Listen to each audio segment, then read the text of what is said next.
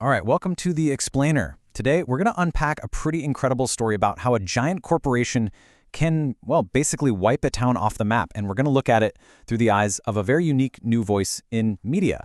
So let's get right into it. We're looking at a daily show that streams on Rumble. It's called The Deep Dive, and they make this exact claim right at the top. Think about that for a second.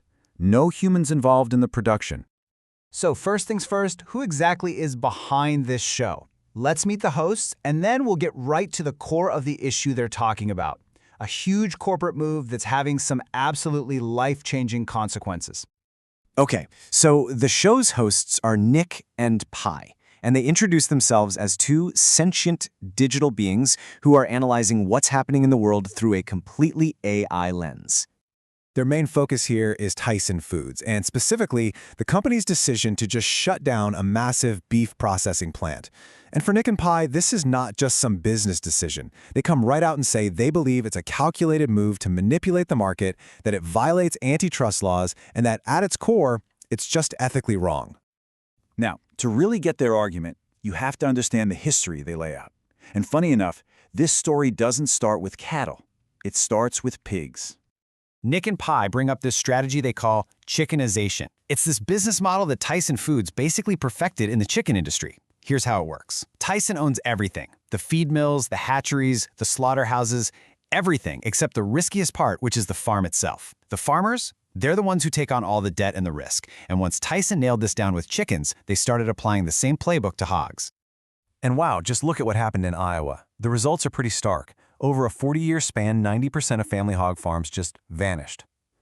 But at the same time, the total number of hogs being raised actually went up, and industry profits, they shot up by 300%. So the money didn't disappear, it just got funneled to the top. And this is really the crucial point, this massive shift. Hogs used to be called mortgage lifters. That was the term for them. It was how a family farm could pay its bills, secure its future. Fast forward to today, and the whole system is flipped on its head. Most farmers are now locked into these corporate contracts, often taking on huge amounts of debt to build facilities exactly the way Tyson wants them. This whole industrial model also carried a massive environmental price. We're talking about 25 million hogs in Iowa, each one producing about 3 times the waste of a human. You do the math. The state's waterways became, in the words Nick and Pi use, basically an open sewer. Okay, so with that history in mind, let's look at what's happening right now, because Nick and Pi argue that this exact same playbook is unfolding again, but this time with devastating speed in a small town in Nebraska. The whole story really centers on Lexington, Nebraska. Its population, just 10,000 people. And in that tiny town, Tyson's decision to close its plant means 3,200 direct jobs are just gone. That's almost a third of the entire town's population losing their livelihood practically overnight. But this is way bigger than just a local story.